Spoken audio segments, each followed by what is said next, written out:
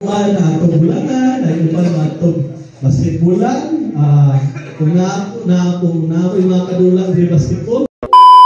At dito mga par, andito kami sa Bebet Casserole mga par. Siyempre nagka-cover kami dyan mga par. Siyempre kasama ko mga par. Walang iba kundi si Boss Patrick mga paratik. Pag nag-cover ka talaga mga par ng mga event mga par, siyempre mga par, hindi lang talaga mawala yung pagkain mga par. Tingnan nyo mga par, nasa likod ko mga par. Dito fight na mga par. Tingnan nyo, sobrang sarap na pagkain. Actually mga par, sobrang gutom na talaga mga par. Kasi malapit na mag 12 AM mga par. Tingnan nyo mga par.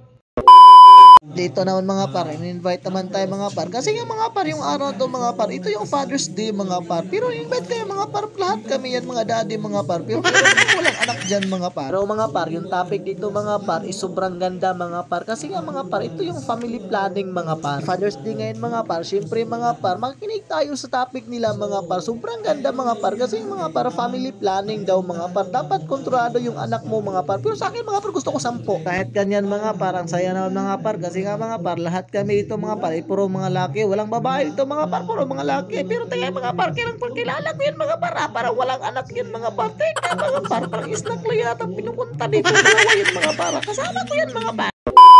So yun mga par, so tapos na kami magka-daddy sa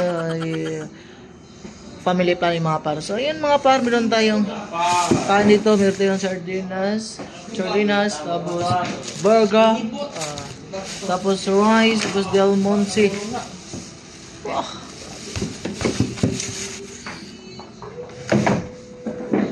Grabe.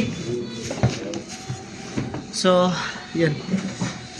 One eternity later. Mga par, nakawin ako sa aking boarding house mga par. So ito mga par, galing tayo ng trabaho, so ngayon lang ako nakauwi. So yun mga par, maraming bagay natin nagawa natin for today. So yun, kakain muna tayo. Ito yung kain natin mga par. At yun mga par, hindi ito nakin na nadala, kahapon pa to mga par. Tapos yung tinapa ko mga par, ito pa, hindi ko pa naulam. So kain muna tayo mga par.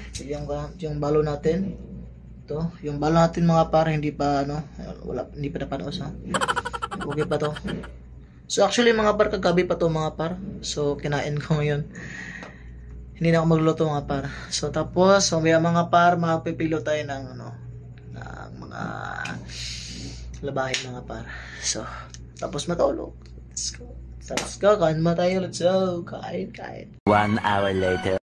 So mga par, tapos na tayong kumain mga par. At syempre mga par, pagkatapos ng kumain natin mga par, nagligpit na rin tayo ng damit sa ating anak mga par. Mga par, ngayon lang ko ito naligpit mga par. Kasi nga mga par, sobrang busy nating life natin mga par. Teka mga par, yung tiyan ko mga par, sobrang laki na mga par. Meron pa akong abs mga par. Kaya lang mga par. Parang ngayon ko lang napansin mga par, na sobrang laki na talaga yung tiyan ko mga par. Parang kailangan mo talaga mag-exercise mga par. Tapos jogging mga par. Pero mga par, fast forward tayo mga par.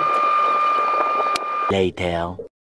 Ito mga par, sa wakas, tapos na rin ako maglipit ng mga damit mga par. Pero teka mga par, paglabas ko ng kwarto mga par, sobrang dilim talaga mga par. Tapos yung oras mga par, 9:00 pala ng gabi mga par. Tapos mga par, mag-i-edit pa ako ng video mga par, ng voice over mga par. Teka lang mga par, kanina nagpilo ako mga par, mga 6 PM yun mga par. Pero paglabas ko ng kwarto, 9 AM na PM na par. Ano yung mga par, yung gabi mga par, sobrang nagmadali itong araw na to mga par. Hay nako talaga.